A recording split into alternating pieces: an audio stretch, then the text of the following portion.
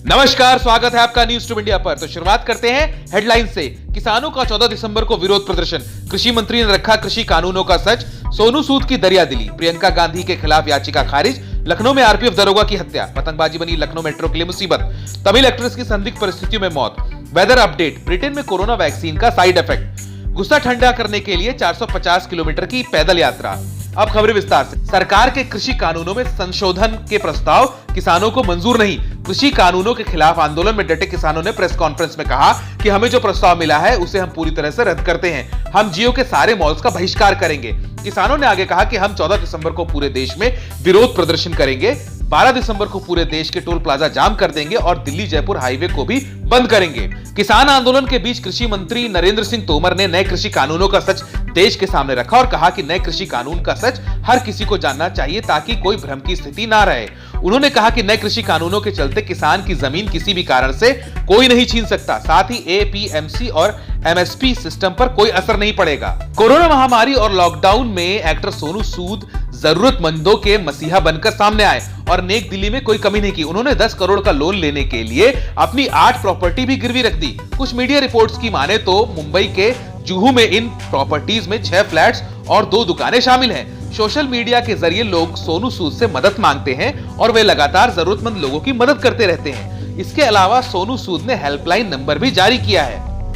कांग्रेस महासचिव प्रियंका गांधी के काशीपुराधिपति बाबा विश्वनाथ के दरबार में दर्शन पूजन करने पर आपत्ति जताते हुए 20 मार्च 2019 को अधिवक्ता कमलेश चंद्र त्रिपाठी ने याचिका दाखिल की थी, जिसमें यह तर्क दिया गया था कि प्रियंका गांधी ईसाई है, ऐसे में हिंदुओं की धार्मिक भावना आहत हुई है। लेकिन वाराणसी के मुख्य न्यायिक मजिस्ट्रेट एसपी यादव ने याचिका को यह कहते हुए खारिज कर दिया कि प्रशासनिक कर्मचारी और महंत वहां मौजूद रहे, ऐसे में किसी की धार्मिक भावना को ठेस पहुंचाना प्रमाणित नहीं होता है। उन्होंने यह भी बताया कि बाबा विश्वनाथ की कोई जाति धर्म नहीं है, बाबा विश्वनाथ सबके हैं और सब बाबा विश्वनाथ के।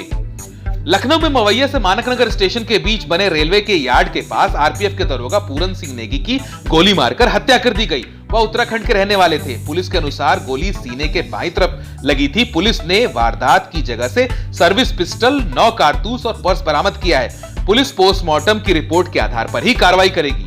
नवाबों का शहर लखनऊ पतंगबाजी के लिए भी मशहूर है, पर यह पतंगबाजी लखनऊ मेट्रो पर भारी पड़ रही है। पतंग उड़ाने के लिए चाइनीज मांझे की वजह से ओएचई लाइन बुरी तरह से प्रभावित हो रही है। एक अधिकारी के अनुसार मेट्रो कॉरिडोर के पास पतंग न उड़ाने की अपीलों के बाद भी लोग अपनी हरकतों से बाज नहीं आ रहे हैं। यूपीएमआरसी ने इस संबंध में पुलिस में शिकायत भी दर्ज कराई है। तमिल फिल्मों की एक्ट्रेस विजय चित्रा चेन्नई के एक होटल में संदिग्ध परिस्थितियों में मृत पाई गई। पुलिस मामले की जांच में जुटी हुई है। कुछ रिपोर्ट्स के अनुसार उन्होंने सुसाइड किया है। चित्रा की एक बड़ी फैन फॉलोइंग है और वह कई पॉपुलर सीरियल्स में काम कर चुकी है। देश में ठंड के मौसम का मिजाज लगातार बदल रहा है। पहाड़ी इलाकों में बर्फबारी से दिल्ली में तापमान में भारी गिरावट दर्ज की गई है। मौसम विभाग ने पहाड़ी इलाकों में बर्फबारी और बारिश की आशंका जताई है। उत्तर भारत के कई इलाकों में पारा लुढ़का है और ठंड भी बढ़ गई है। रुक करते कुछ अंतर्राष्ट्रीय खबरों की ओर। ब्रिटेन में फाइजर की कोरोना वैक्सीन लगने के 24 घंटे के अंदर ही 2 लोगों की तबीयत बिगड़ने से ब्रिटेन सरकार की चिंता बढ़ गई है। नेशनल हेल्थ सर्विस ने इस संबंध में चेतावनी जारी कर दी है। जिनकी तबीयत बिगड़ी है वे हेल्थ वर्कर्स हैं। दोनों को वैक्सीन के कारण एलर्जिक रिएक्शन हुआ है।